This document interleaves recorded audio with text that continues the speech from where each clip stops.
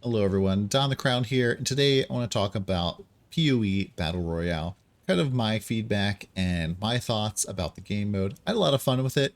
It was definitely really interesting and ended up playing it a whole bunch. We actually ended up winning 22 times. I got my 22nd win, which gives you the tier 4 Roa Feast tier, like at the very last couple of hours. But overall, it was pretty fun. Definitely really frustrating at times. And just want to kind of talk about some of the things that I felt need to be a little bit improved. So early game, getting a gem really felt super make or break for the event.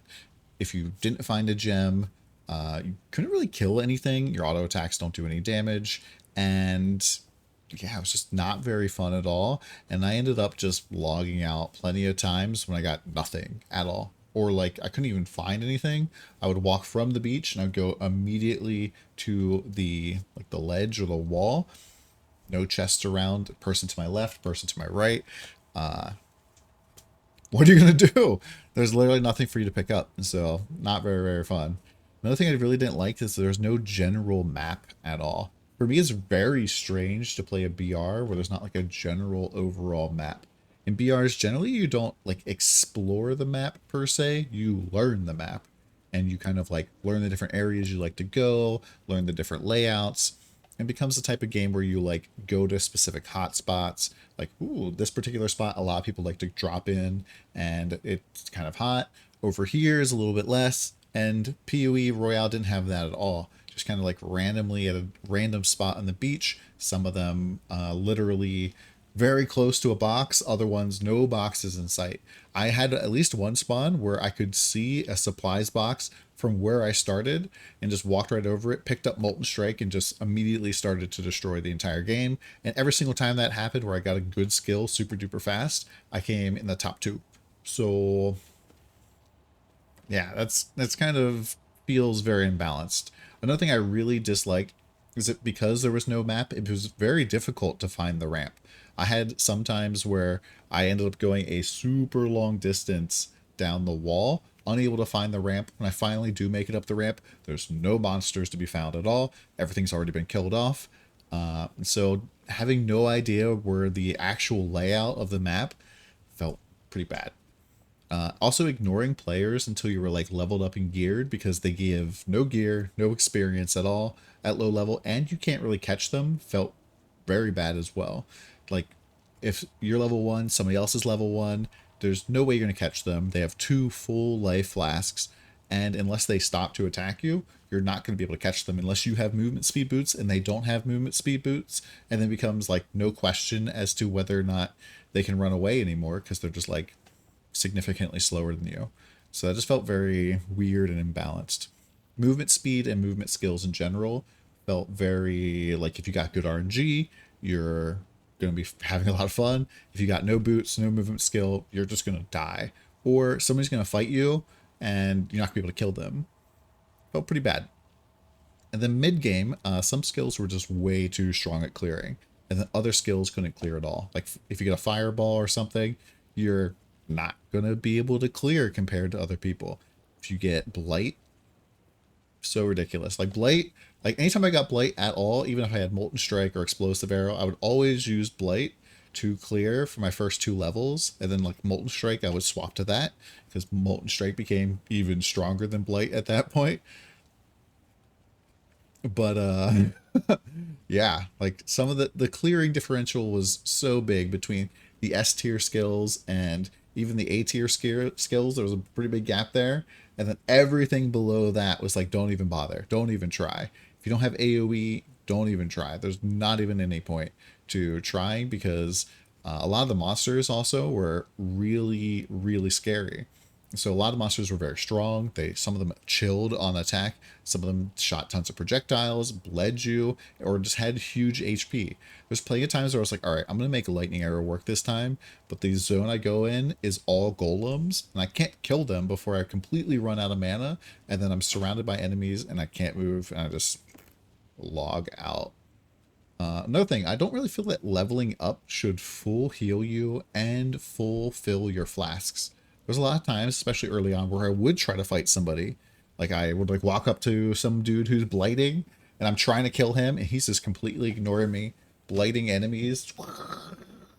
He gets down to 30% health, whoop, levels up to full, just walks away from me, continues to blight enemies, getting all this XP, whoop, full health. I can't kill him in time. I really feel that healing to full and fulfilling your flasks is way too much. Maybe a little bit less, maybe like half heal, maybe half your flasks. Maybe a little bit better, but yeah. Also, monster aggro radius was pretty huge. There were a lot of times where you're trying to loot something off the ground, trying to loot somebody's body, and the monsters are just streaming in at you, and you're just sitting there like XPing like crazy. And that helped because XP was way more important than loot most of the time, but it kind of felt bad as well.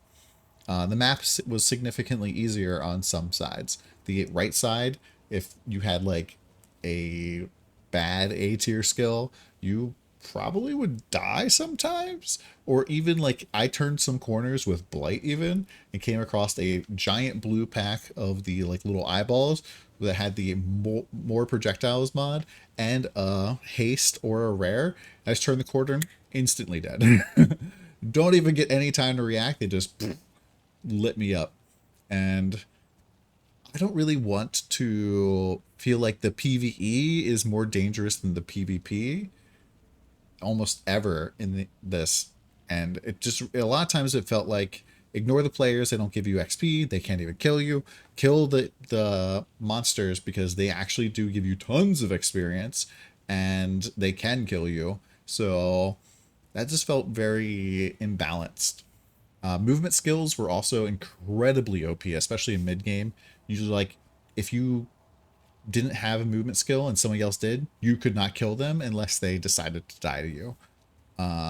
And you could easily chase anybody that didn't have a movement skill if you had it.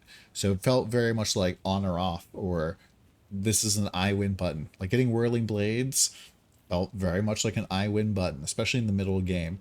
Kept you safe, did you damage, and it helped you clear a whole bunch more. If you get to monsters faster, you can get more flash charges to recoup the mana that you lost or the life that you lost. You get more experience. Overall, if you have a like whirling blades in mid game, you're just winning. All the time winning. Then late game, no monsters respawning felt very bad. Lots of times you get to a point where if the circle was kind of in a weird spot, there's nothing to kill at all in the safe zone. And you're just kind of hoping that you can kill some players, but still they don't seemingly give a lot of experience either, even at this point. And it just felt really, really bad. I would love for them to be more points of interest, maybe where like loot spawns or monster spawns and places that you can like see from afar away that you like know you can go to and get this kind of stuff. Also, like experience in general just felt way too much. I definitely noticed that once you get to like level 10 or 11, I even got up to like 13, I think, one level or one game, that killing monsters no longer really gave you a ton of experience, but like I was still killing them because I don't want other people to get them. But what if you put like an XP cap or something, like where level 10 is the max level that you can get, and that's it, you no more levels after this point, uh, might cause people to make some different decisions as opposed to just like farming all the XP. Also, the flask refill station, I thought it was kind of neat. I didn't really like the fact that it was basically just a one pop, and like you could be sitting there defending the flask refill station. Somebody whirling blades up, and they happen to have a better MS than you, and they just click it right at the right moment, and they can just then whirl away. That felt pretty bad. What if instead the flasks, like in the area around the charge, just filled up your flasks over time? Kind of take the labyrinth trap and just invert the numbers so you can like over time build it up. This forces people to stand still if they want to get their flask refilled, makes them more vulnerable if they have to be in a particular spot. And so you can like gank people there or like find people in the watering hole, like just bringing you to you automatically. I think it could create more interesting PvP moments. Also, maybe add areas that have like proximity shield to create some interesting spots. There's a lot of times where like, oh, this is open field, the other guy's EA, I'm automatically dead. And we all hate proximity shield typically in PvE. Like nobody really likes it at all. Nobody wants it. The only time proximity shield is good is if you've stolen it with Headhunter. And so maybe proximity shield could be interesting in PvP. Yeah, And overall, besides that, so no fuses or uniques that dropped unlinked felt really bad. I definitely got some uniques that I was like, oh man, this is really cool, really great for my build. Unfortunately, it's like all the wrong colors and nothing really good at all. This is like I can't even really use this. And then some of the uniques, like Lionized Paul, for example, felt insane. Actually insane. Like every time I got Lionized Paul, my like power level went through the roof. And it was way more likely that I was gonna win. Besides that, I think this definitely has some hope as potential. I think trying to balance all of the skill gems to like make them all S tier is a absolute complete nightmare. I can totally understand how GGG would never want to do that, but maybe like some sort of skill shuffle or something like that. We just need to be careful with skills like splitting steel that actually auto target enemies. I think that would be a nightmare because yeah, I'm very glad there was no like some of the supports that they took out, like Mirage Archer this time. That was a really great move. Like I'm in the last Battle Royale setup, Mirage Archer basically was the meta. You just start shooting into anywhere. Oh, your Mirage Archer pops up. There's somebody over there, and you've already hit them, and your Mirage Archer starts shooting at them as well.